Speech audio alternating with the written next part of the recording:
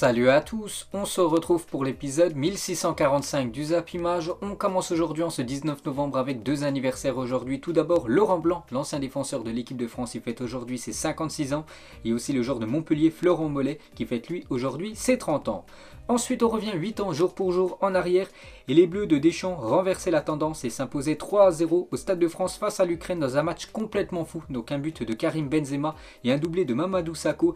Et un peu plus tôt les gars, cette fois-ci il y a 12 ans, jour pour jour, une nouvelle fois l'équipe de France en barrage. C'est que la France, pour aller à la Coupe du Monde 2010, à la Coupe du Monde 2014, deux fois elle a dû passer par les barrages. Alors que par exemple la Coupe du Monde l'année prochaine au Qatar, on est déjà qualifié.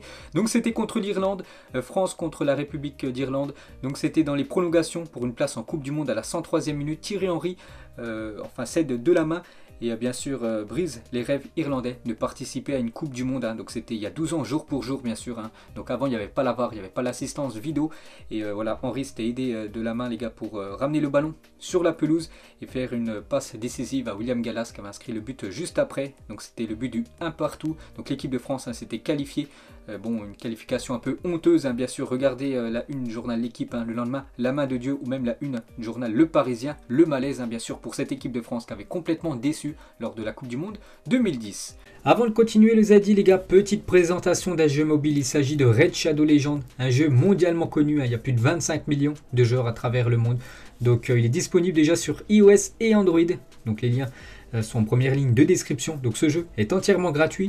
Donc vous pouvez bien sûr l'avoir soit sur mobile, donc par exemple la version mobile, ou sur la version ordi. Donc je vais vous présenter rapidement tout ce qu'on peut faire bien sûr sur ce jeu Raid Shadow Legends. Donc là on est sur l'interface du jeu version PC. Donc en gros les gars, ce jeu en fait il faut créer une team, donc en gros une équipe de super combattants en gros. Et il faut essayer de battre les monstres. Et bien sûr plus tu bats de monstres, plus tu peux aller loin dans le jeu, et bien sûr plus tu auras de belles récompenses. Je sais pas, on peut ouvrir par exemple, c'est un peu comme des packs les gars. Donc essayer d'avoir des nouveaux super combattants. Donc je sais pas, on va ouvrir par exemple les éclats antiques. Donc il faut invoquer, en gros il faut payer 20 000 pièces d'argent. Donc j'en ai plus de 74 000. Donc c'est parti, on va voir qui on va voir dans ce pack. Donc ça sera les gars le chevalier d'os, donc niveau 1. Donc bien sûr, voilà, ça va améliorer ma team. Et vous pouvez, si vous voulez les gars, voilà, c'est une petite astuce dans le mode taverne. Donc en gros les gars, c'est d'améliorer notre champion, donc chevalier d'os, qu'on vient juste d'avoir il y a quelques secondes. Donc en gros, on va invoquer plusieurs champions. Et pour 7200 pièces d'argent les gars, donc en gros notre chevalier d'os va prendre un peu plus d'XP. Donc bien sûr il va être beaucoup plus fort quand on l'a eu juste avant. Donc voilà, niveau gagné, on peut voir qu'il passe du niveau 1 au niveau 11. Voilà, il gagne plus de PV, plus d'attaque, plus de défense. Donc ça c'est une petite astuce bien sûr. Je vais vous montrer aussi une bataille. Donc voilà, on va sur l'onglet bataille. Vous choisissez ce que vous voulez combattre, le mode de jeu campagne. Donjon, guerre, faction, je sais pas, on va prendre par exemple donjon les gars. Et en gros, on va faire un petit combat pour vous montrer bien sûr ça consiste en quoi. Donc là on arrive sur l'interface bien sûr d'un combat. Donc tout simplement c'est nous qui allons envoyer les ordres à notre super combattant bien sûr pour battre les ennemis. Et sinon les gars, il se passe beaucoup de choses dans Raid ce mois-ci. Ils organisent des événements spéciaux chaque jour ainsi qu'un tas de nouveaux champions géniaux. Mais la grande mise à jour à venir ce mois-ci est l'anneau de gardien. C'est une fonctionnalité énorme qui vous offre une multitude de nouvelles façons d'utiliser vos champions, y compris un système complet de gardiens de faction, une nouvelle façon d'obtenir des champions légendaires que vous avez manqué, et une toute nouvelle façon de mettre à niveau vos champions préférés. C'est une affaire énorme et la communauté Raid bien sûr et moi, ça me très excité les gars de cette nouvelle mise à jour. Et début décembre, Raid sort l'une de ses mises à jour les plus importantes et les plus attendues. Avec toutes ces mises à jour, Raid n'a jamais été dans un meilleur endroit. Et il y a d'autres mises à jour à venir, donc c'est le moment idéal pour commencer. Et pour ceux les gars qui veulent télécharger, bien sûr Raid Shadow Legends, n'oubliez pas les liens sur première ligne des descriptions. Vous pourrez les gars obtenir un champion épique Shonuru, 200 000 argent, un boost XP, une recharge d'énergie et un éclat antique. Vous pouvez aussi avoir un champion incroyable dès que vous entrez dans le jeu. Donc ça bien sûr c'est un petit bonus par rapport à ceux qui vont télécharger le jeu bien sûr avec mon lien en première ligne de description. Donc vous trouverez les gars ces récompenses. Donc je vous mets une petite capture d'écran. C'est en haut à droite où il y a la flèche rouge. Et vous pouvez me trouver les gars dans le jeu sous le nom BizBiz21. Et si vous êtes rapide, vous pourrez même rejoindre mon clan. Donc voilà les gars, la fin de cette présentation complète de Raid Shadow Legends. N'hésitez pas à le télécharger pour ceux qui veulent bien sûr. Tous les liens sont en première ligne de description. Et n'oubliez pas, il est gratuit.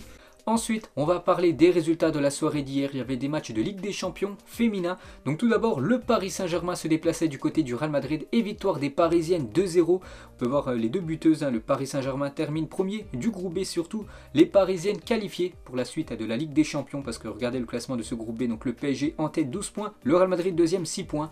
Donc le Real ne peut plus rattraper l'équipe parisienne en tête. Donc le PSG finira en tête sûr. Et sinon on peut voir les autres résultats de cette soirée de Ligue des Champions hier. Par exemple, l'équipe de Chelsea s'est imposée 1-0. On peut voir aussi la victoire 2-0 de la Juventus du côté de Wolfsburg. On peut voir le classement de ce groupe A pour la Ligue des Champions féminine. Et concernant le foot masculin, ce soir ça reprend les championnats. 3 affiches ce soir. Le Bayern se déplace du côté de Augsbourg, Levante contre Bilbao. Et l'équipe de l'AS Monaco reçoit l'équipe de Lille ce soir à 21h. On en reparlera bien évidemment demain. Et regardez la une du journal L'équipe. Aujourd'hui ça part du Paris Saint-Germain.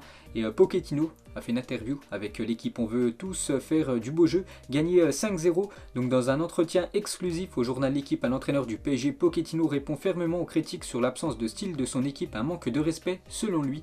Donc tout d'abord, quand le Paris Saint-Germain prend ce type de décision de recruter des stars XXL, il mesure le risque. Nous, le staff, notre rôle, c'est d'essayer de faire en sorte que ça fonctionne. Et si on échoue, vous connaissez la suite, on assume cette responsabilité par rapport aux grosses recrues du Paris Saint-Germain lors des dernières années. Toujours avec Pochettino, quelle équipe a eu des gardiens du niveau de ceux du Paris Saint-Germain? C'est quelque chose qu'on n'a jamais vu quand on regarde les noms. Ça n'a jamais existé dans l'histoire. Ou peut-être une fois, personne n'en a l'expérience. On est les premiers à le vivre par rapport à tous les postes quasiment doublés, voire triplés du côté du Paris Saint-Germain. Donc bien sûr, il y a énormément de concurrence du côté de Paris. Et concernant le futur match du Paris Saint-Germain, c'est demain contre l'équipe de Nantes. Et concernant Neymar, on en a parlé hier, donc il se dirige bien vers un forfait Neymar. Donc il est forfait pour Nantes ce week-end et incertain pour le choc face à City en Ligue des Champions, en espérant qu'il soit là bien sûr. Neymar mercredi prochain. Et toujours avec le Paris Saint-Germain, concernant cette fois-ci le futur mercato. Vous savez que le PSG chaque saison recrute quand même pas mal de grands joueurs. Et pour le prochain mercato les gars, le Paris Saint-Germain cible Franck Kessié, le PSG bien placé dans la course pour signer gratuitement Franck Kessié l'été prochain. Il est en fin de contrat, l'Ivoirien, avec l'équipe de l'AC Milan en fin de saison. La direction parisienne a déjà rencontré l'entourage du joueur à plusieurs reprises pour se renseigner sur ses demandes sportives et financières. Donc l'AC Milan lui propose de prolonger son contrat, mais lui espère plus d'argent en salaire. Donc l'AC Milan ne veut pas, c'est pour ça que le Paris Saint-Germain peut lui offrir le salaire qu'il veut. C'est pour ça que le Paris Saint-Germain dans la course pour signer l'Ivoirien. Et toujours avec le PSG, on peut voir aussi que Karim Adeyemi, donc son agent, a rendu visite à des représentants du Paris Saint-Germain aujourd'hui à Paris pour parler peut-être d'un futur transfert pour cette jeune pépite allemande qui évolue du côté de Salzbourg. Ensuite les gars, on va parler de Léo Messi, remporte le Goal 50 2021. Il devance Cristiano Ronaldo et Robert Lewandowski. Donc c'est quoi ce Goal 50? Donc les internautes de Goal News ont élu Léo Messi meilleur joueur de l'année 2021 sur 14 millions de votes. Donc c'est énorme. Il devance Cristiano Ronaldo de seulement 24 voix. Sur 14 millions de votes, seulement 24 voix séparent Cristiano Ronaldo et Léo Messi. Léo Messi termine en tête. Donc félicitations à Messi, considéré sur cette année 2021 le meilleur joueur au monde. Ensuite, une info officielle concernant le français Christopher Nkunku. Il est élu meilleur joueur du mois d'octobre en Bundesliga. Félicitations à lui. C'est vrai qu'il a fait un gros mois d'octobre. Nkunku, on peut voir quand même qu'il y avait Lewandowski qui était nommé, Thomas Müller, et c'est Nkunku qui a reçu cette récompense. Félicitations à lui. Et concernant le championnat français, c'est Lucas Paqueta qui était le joueur du mois d'octobre en Ligue 1. Lui aussi, c'est amplement mérité bien sûr, vu qu'il est très bon du côté de Lyon. Et toujours avec Paqueta, donc Juninho, directeur sportif du côté de l'OL, sur Rudy Garcia à propos de l'arrivée de Paqueta. Je voulais pas revenir sur ce monsieur, mais c'est vrai qu'il n'était pas emballé. Oui, à l'époque, Rudy Garcia ne voulait pas de Paqueta du côté de Lyon quand c'était l'entraîneur de l'OL. Donc on peut voir bien sûr qu'il s'est trompé, parce qu'il est très bon du côté de Lyon, le joueur brésilien. Et toujours avec Juninho sur Paqueta. Je souhaite que Paqueta reste pour un bon moment. Il faut garder une base pour 4 ou 5 saisons. C'est un joueur qui peut marquer l'histoire ici du côté de l'OL. Ensuite, on va parler de la Ligue 1 et de la Ligue 2. Je ne sais pas si vous avez remarqué sur les réseaux sociaux. Donc tous les clubs ont changé leur écusson en gros. Donc jusqu'à la fin du week-end, tous les clubs de Ligue 1 et Ligue 2 vont changer leur logo sur les réseaux sociaux. Cette initiative menée par Mohamed Bouafsi a pour but de sensibiliser le grand public à la protection de l'enfance. Donc voilà tous les nouveaux logos, on peut dire, juste pour ce week-end, pour les clubs de Ligue 1 et les logos pour les clubs de Ligue 2. Ensuite, une déclaration de Antoine Comboré, donc entraîneur du FC Nantes. Donc Nantes demain se déplace du côté de Paris pour un match de Ligue 1. Ici en France, on ne peut que remercier le Paris Saint-Germain et le Qatar. Si on est un un club avec des moyens financiers énormes et qu'on a de la visibilité dans le monde entier, que les clubs remplissent leur stade, c'est parce que le Paris Saint-Germain a des stars en France. Donc il remercie bien sûr surtout le Qatar d'avoir acheté le Paris Saint-Germain. Comme ça bien sûr le PSG et surtout le championnat français plus en vue dans le monde entier. Quelques déclarations de Paul Lopez, le surprenant gardien de cette équipe de Marseille, qui est très bon quand même actuellement. Donc il a mis quand même Mandanda sur le banc. Donc tout d'abord il parle de l'atmosphère du côté du Vélodrome. Chaque match que je joue avec l'OM, je le vis comme quelque chose d'incroyable. Surtout le fait de profiter du Vélodrome. Jouer ici est une chance que peu de joueurs vont réussir à avoir dans leur carrière. Cela procure des souvenirs qui me marqueront à vie. Donc il dit sur le Vélodrome, c'est une ambiance qu'on ne voit pas ailleurs. Dans les grands championnats européens, je ne saurais pas vous dire s'il y a un stade en Europe qui arrive à la hauteur du stade Vélodrome par rapport à cette magnifique ambiance. Et toujours avec le gardien espagnol, il dit aussi si tu sais que tu es un titulaire indiscutable, tu peux avoir tendance à croire que c'est acquis. Donc moins faire les efforts. Avoir Steve à mes côtés, ça me booste, ça m'oblige à être au maximum de mes performances, bien sûr. Donc c'est vrai qu'il est très bon actuellement du côté de l'OM, le portier espagnol. Et toujours avec l'OM, il parlait de l'ambiance magnifique du côté du Vélodrome. Cette petite photo lors du dernier Classico entre l'OM et le Paris Saint-Germain, où Neymar a encore eu beaucoup de mal bien sûr à tirer un corner. Et pour finir avec cette équipe de Marseille, donc la validité du sursis de la perte d'un point contre l'OM est d'une année et prendra du coup fin le 7 octobre 2022. Donc les supporters marseillais vont devoir se tenir à carreau.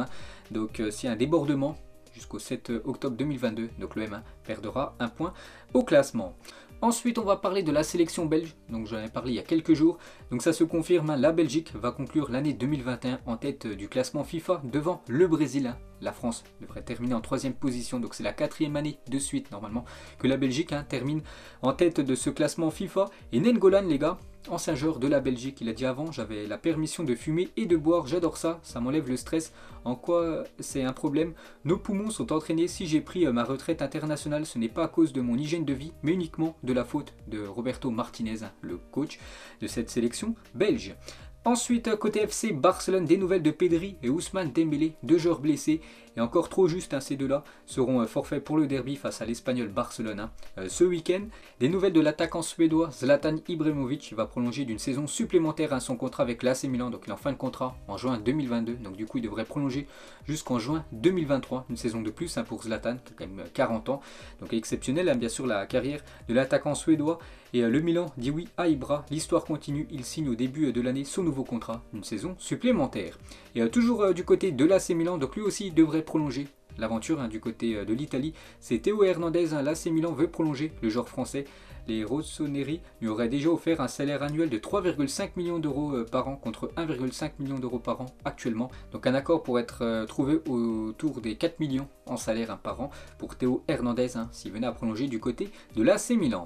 Ensuite, côté Real Madrid, donc la rénovation complète du Santiago Bernabéu coûtera finalement 800 millions d'euros au Real Madrid pour son contrat de financement et non plus 575 millions d'euros. Bien sûr, c'est pas un nouveau stade du côté du Real, c'est le Santiago Bernabéu rénové. Vous savez, il va avoir un toit, il va être magnifique ce nouveau stade normalement qui sera prêt fin 2022, donc l'année prochaine. Donc on peut voir qu'il coûte bien sûr très très cher. La rénovation du Santiago Bernabéu. Ensuite, on va parler de Wesley Fofana. Donc hier, pas mal de déclarations sur Fofana. Donc quelques-unes encore aujourd'hui. Donc tout d'abord, on peut voir qu'après Newcastle, c'est Chelsea qui discute également avec le clan de Wesley Fofana pour peut-être un futur transfert pour l'ancien défenseur de l'AS Saint-Etienne. Et avec les déclarations de Fofana, un club qui me fait rêver. Il y a Marseille, le Real Madrid, le Barça en première ligue. Il y a Chelsea, Manchester United, Manchester City. Mais il faut travailler pour réaliser ses rêves. Par le travail, on peut tout réussir. Donc il le dit, que dans le futur, il aimerait jouer dans un club de ses rêves. On peut voir qu'il y en a pas mal comme le Real Madrid, Chelsea ou même Manchester City. Toujours avec Wesley Fofana, il dit aussi en Angleterre, ce n'est pas la même philosophie qu'en France. Le travail sur le terrain et en dehors, c'est vraiment un autre niveau. Le niveau en Angleterre que le niveau dans le championnat français. Toujours avec Fofana, le joueur qui parle le plus sur le terrain. Vardy, il parle avec tout le monde, l'adversaire, l'arbitre de touche, les supporters. Il est tout le temps dans la provocation. L'attaquant anglais. Toujours avec Fofana, jouer un jour du côté de l'Olympique de Marseille. N'oubliez pas qu'il est né à Marseille, Wesley Fofana. Peut-être, on verra bien. Je suis supporter marseillais depuis ma naissance. Marseille, c'est un rêve. On ne sait pas ce dont est fait le football. Donc il le dit, peut-être dans le futur, les gars, il pourrait pourquoi pas un jour jouer du côté de l'OM. Ensuite, des nouvelles de Kingsley Promes est poursuivi par la justice néerlandaise pour tentative d'homicide involontaire.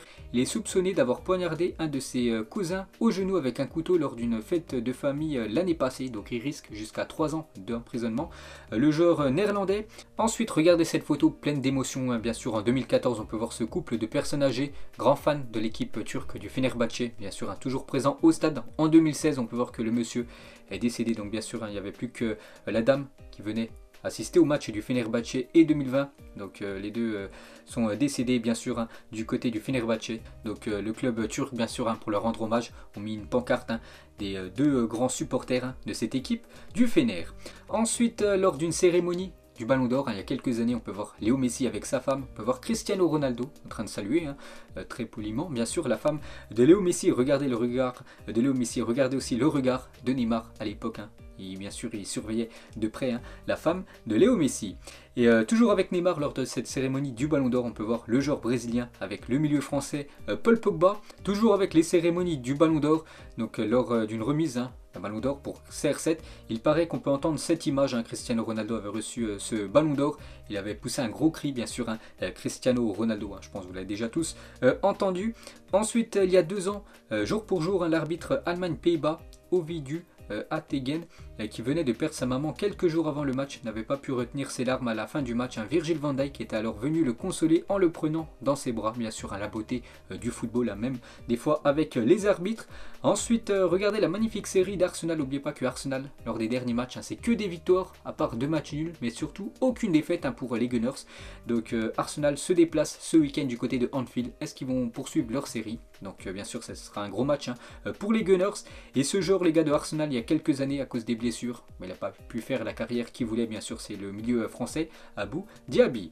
Ensuite, des nouvelles de Benjamin Mendy, donc toujours en prison, donc il reste en prison, hein, jusqu'au 22 décembre prochain, date à laquelle une nouvelle audience aura lieu. Le défenseur français est placé dans l'établissement pénitentiaire d'Alcours, près de Liverpool, hein. Donc dès que j'ai des infos en plus, hein, sur l'ancien défenseur de Marseille, hein, je vous dirai tout ça. Ensuite, on va parler de l'ancien attaquant des Pays-Bas, Marco van Basten, vraiment un attaquant sous-coté, hein. Il est l'un des joueurs les plus sous-cotés de l'histoire du football.